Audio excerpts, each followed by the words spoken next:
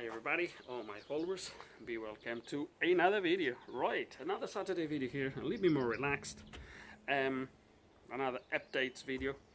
And yeah, I will take you through what we are working on now, what we did more recently. But because there's so much delay on my videos, and I'm just watching now, I have here a list of the videos that are coming, that are not published yet. And starting from the oldest ones, they've been uploaded 13 months ago. So whatever you are watching, not now, but you know, in the near future, they've been recorded over a year ago. Today is what's the date today? 7th of March 2025.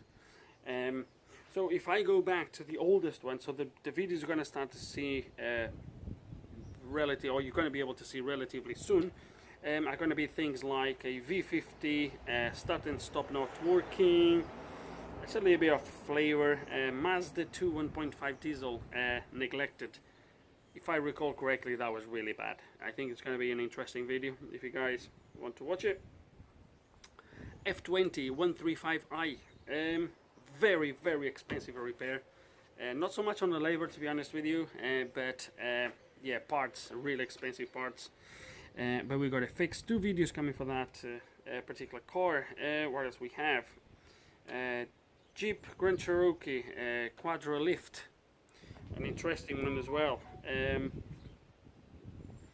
What else? Nissan Pulsar 1.2 DIGT. That was a little bit of a tricky one, and I think you guys are gonna really like what one thing can cause.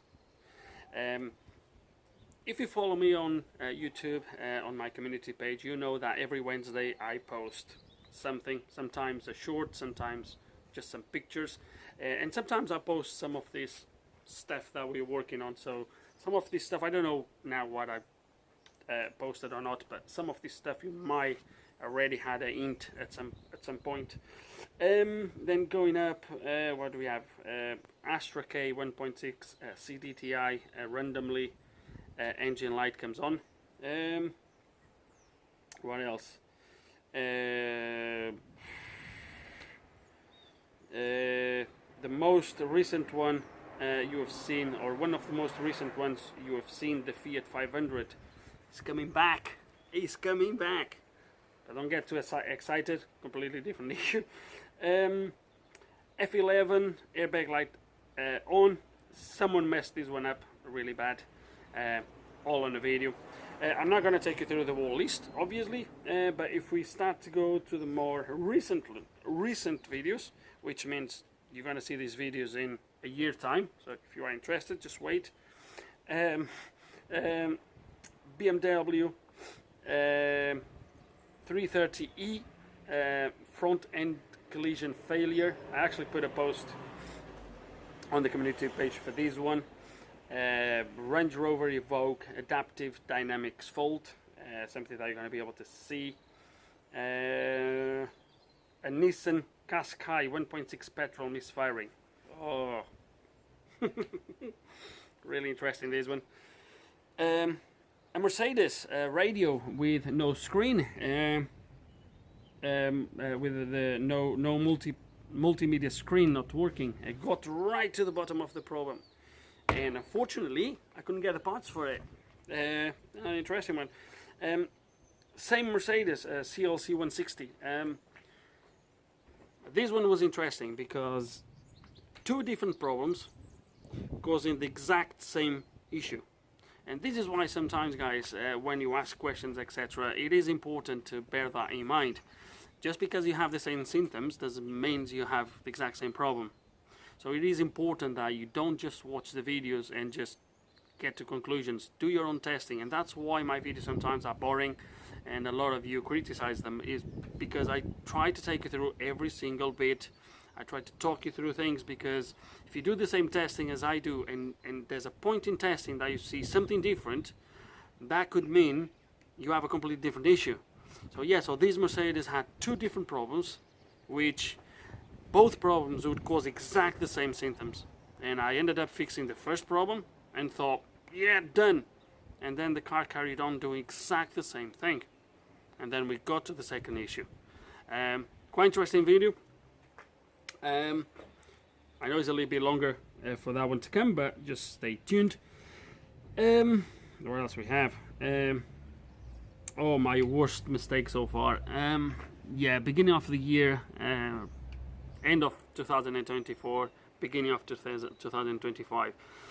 Range Rover Sport. I did a massive mistake by missing something. I don't want to spoil it, don't want to say too much. It takes me to a really dark place. Not dark place when I think about that car, because it really put me in a really bad mood. Not so much because, to be honest, actually I spoke with the owner of that Jeep very recently, of that Range Rover, Land Rover, or Range Rover Sport, can't even remember. And he actually just ended up putting a new engine on it, or a replacement engine, and all the bits we replaced, they reused them because they only bought the bare engine.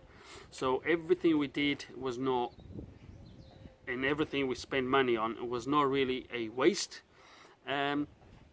but it was really a failure on my part by only checked something right at the end of the video, after so much effort put into it. And yes, I could not publish that video, but we all do mistakes. I do them as well, and I don't have a problem in sharing that with you. In the end, guys, I do these mistakes so you don't have to. There we go. And definitely a lesson learned on that one. Right, next, what we have next? Chevrolet Captiva locking itself. As soon as you'd close the door, the car would lock straight away. Whether the key was inside or outside, the car would lock. Quite interesting one there. Nothing rocket science, but interesting. Discovery 4 leaking oil. There's actually a community post coming for that one. Might give you a little bit more clues on that. The last community post I posted this week, actually, so 2 days ago, for the Aston Martin. Lovely car, really enjoyed working on that car, and we got right at the bottom of the issue, and we managed to, well, actually the first time I missed something on that video, on that repair, and only then I figured out what was actually wrong. Stay tuned for that. My TT, I messed my TT with an airbag light. My fault, too bad. I got it repaired, made a video for it, so was not all loss. What else we have? We have, I don't know, Jeep Renegade, random intermittent gearbox faults. Found the issue, repaired, no problems at all. Navara 2.5 DCI shutting down when cold. Got to the bottom of it as well. Quite interesting video. And then if I just keep going down, we have things like Q3 2.0 TFSI misfiring. What else? We have Corsa E, reduced engine power. F30 318i drivetrain fault and limp mode. Right, guys, there's plenty of videos coming for all tastes and flavors and whatnot. So stay tuned and you'll be able to watch them. So now, as for the more recent stuff, Smart for 2 was just picked up yesterday. I found definitely an issue, but I have a feeling that car is going to come back. I could be wrong, and I really hope I'm wrong, but I have a feeling that car is going to come back. Evoque, finally got the right parts for it, got it fixed, all done. We do have a 00, I believe that's with the, what is called that manual, electronically actuated gearbox, dual logic, isn't it? I think it's dual logic, with the dual logic problem, which is going to be, I'm going to work after this thing here. Don't know, that's a little bit weird. Unless the scan shows me something, I don't think I'm going to be able to repair it, because the guy reckons only after driving for about an hour the fault occurs. I'm not going to drive this thing for an hour to see something happen, to then have to drive again for an hour if I need to see something else that I missed on the first time. So yeah, it's a little bit of a weird one. Apparently the gearbox jumps into neutral after about an hour driving. Don't know why an hour, but whatever. And now, more recently working on this thing. This thing, to be honest with you, not recording anything for this unless I'm going to record the last repair, which is an engine light, which I don't know yet why the engine light is on. But this thing came for a few issues. First thing was to replace the winch. As you can see, there's a brand new one in there. The old one was broken, was not working. New connections inside. The old one, believe me or not, was connected straight to the battery poles. So if anything would happen in there, it would just either burn, catch fire, or would explode the batteries. I don't know. So the new one is connected properly through fuses and all that good stuff. All working, all tested, absolutely spot on. The other thing it came with was windscreen wipers. Windscreen washer not working. That was really easy to trace. Just put my test light on the plug that goes into the pump, pull the lever, the test light came on, move into the pump, a bad pump, £9.99. I got a replacement pump, and as you can see there, I haven't tested it yet, but I'm pretty sure it's going to work. At least there is no reasons not to work. Another issue was that I found was the door on the passenger side would not open from the outside. It does open now, obviously, and basically inside this handle here there is two prongs. There is two, only one is in use, but there is two because this handle is made to work on both sides. So when it goes on the other side, just flips over. But I think it's the bottom one that's used. Let me have a look. I think it is, because you're going to be able to, there it is. Can you see that screw in there? So basically what I've done, I drilled and then put a screw to replace the broken bit and rounded the head of the bolt. The head of the bolt touches a plate that swivels, and when that swivels, pulls a rod that unlocks the door down here. So all of that done and working. And the next thing the guy wanted me to do on this, which I'm not going to do, was to install this thing. This thing is an air suspension kit. However, this is like a universal kit. It's not specifically made for this transit, and I've been there on the floor with the brackets, the airbags, tried to figure out how that would be installed. I do believe the leaf springs needs to come off. They're not going to be in use once that's in place. I could well be wrong though, even because the springs is what holds the axle in place, sort of. So I'm not really sure how the hell that would be installed, unless the whole purpose of that is purely just to lower and raise the back of the truck, which I think that's what you want these for. But if it is, that is really incomplete. So to start with, as I said, the brackets, I don't even know how the hell they would fit in there. Maybe with some drilling, welding, etc. it could be done, or it can be done. I don't have a welder, and this honestly is not my cup of tea jobs. It's definitely something I'm not going to do. Too much work to do here on the floor. But also because the compressor is a really cheap compressor.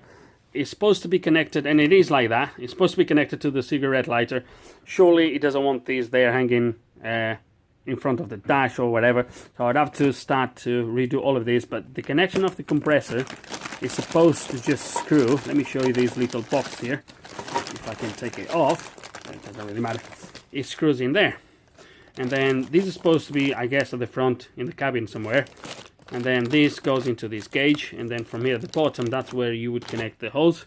That would go, or that goes all the way to the back of the truck, and then the back of the truck would split to both bags.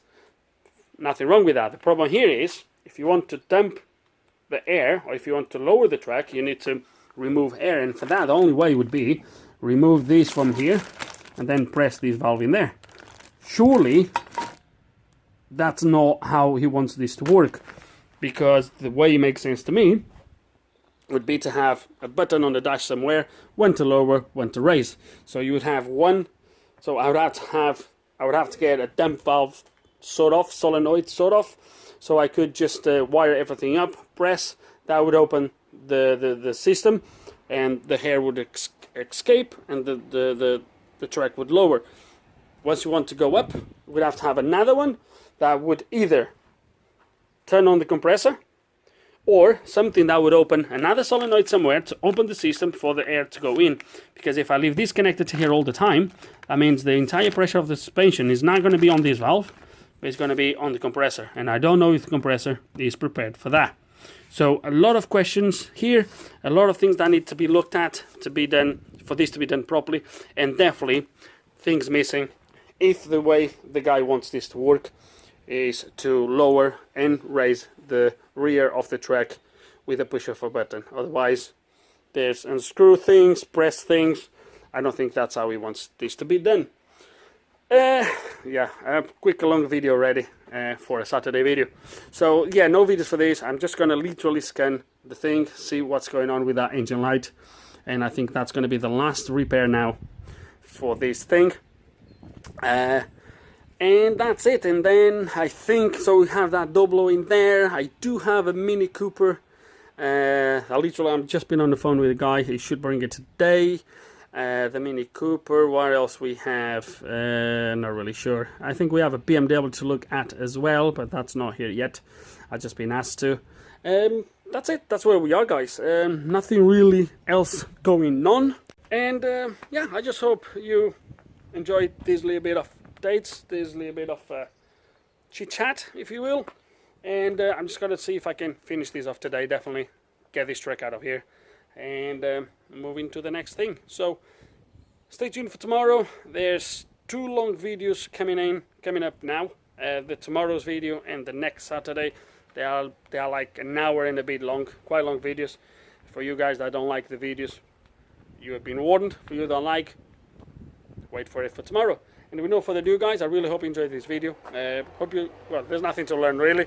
If you do still have any questions, whatever you want to ask, you know exactly how it works, guys, just put them right below. And like always, thanks for watching.